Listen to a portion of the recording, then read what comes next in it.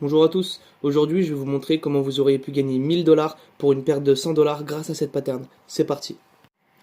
Tout d'abord, bienvenue sur la première vidéo de cette chaîne. Je me présente vite fait, je m'appelle Paolo, je suis dans la crypto depuis 3 ans, c'est devenu ma passion. Et sur cette chaîne, je vais vous partager mon savoir, mes analyses et mon ressenti sur le marché. Aujourd'hui, je vais vous expliquer ma stratégie de trading, comment je trade et ce que j'utilise comme outil pour mes analyses techniques. Sans plus attendre, on se retrouve sur la charte du SEI, on va l'analyser ensemble et je vais vous montrer un trade qui serait super bien passé avec cette stratégie. Donc, pour l'instant, on voit qu'on est sur une tendance très baissière, on est en M30, voilà, et nous, ce qui nous intéresse, c'est ce mouvement-là, c'est cette pattern. Ok, donc là, ce qu'on va faire, c'est qu'on va zoomer, et qu'est-ce qu'on a? On a un shosh, c'est-à-dire qu'on a un plus haut que le previous high. Ok, là, on a un shosh. Ok. Ce qu'on va faire maintenant, c'est qu'on va prendre notre Fibo, on va le tracer, et là, on va mesurer la hausse. Et ce qu'on va tracer, ce qu'on va mettre en évidence, c'est la zone d'OTE. La zone d'OTE qui se situe entre les 786 et les 618 de Fibo. Ok, ça on est bon. Ok, ça on est bon. On a notre zone d'OTE. Maintenant, ce qu'on va faire, c'est qu'on va évaluer les points d'intérêt. Donc, où est-ce que le prix pourrait potentiellement revenir avant de s'inverser.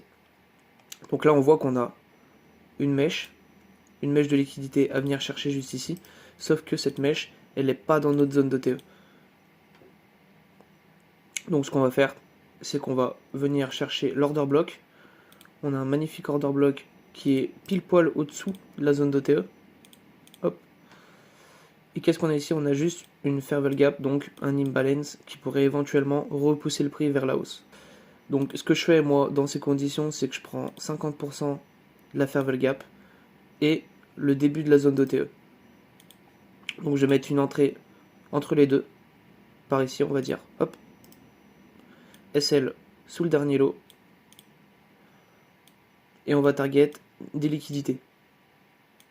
Donc, on va se mettre ici. Vu que là, vous voyez, on a une poche de liquidité.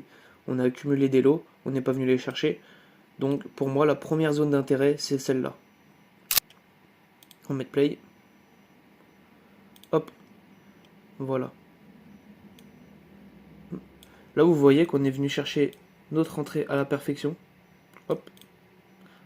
Et qu'est-ce qu'on a fait? Si on passe en M15, vous voyez qu'on a exactement la même structure, les gars. On a un COS, prise de liquidité, on est venu chercher notre zone, et là qu'est-ce qu'on a? On a un shosh. On a un shosh. Donc la petite tendance baissière qui s'était formée s'inverse avec cette structure. Et du coup, ce qu'on peut faire, s'il y a des retardataires qui n'ont pas pu prendre cette position-là, ou même que vous voulez prendre une deuxième position, vous pouvez revenir chercher, donc pareil, même stratégie. On évalue les points d'intérêt. Donc là, on peut voir qu'il y a une belle zone de fair value gap. On prend 50% de la fair value gap. Hop. On met notre SL sous le dernier lot. Et on target exactement la même liquidité. Voilà, donc on met notre TP ici. Hop, et on va regarder ce qui se passe. On va se mettre en x10. Hop.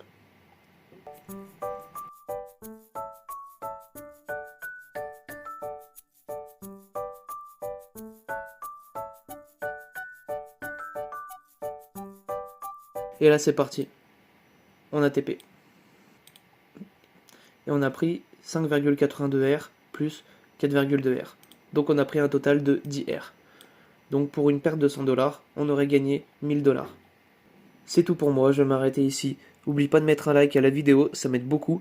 N'hésite pas à me donner ton avis en commentaire, je réponds à tout le monde. Et abonne-toi, je suis sûr que la prochaine vidéo te sera très utile.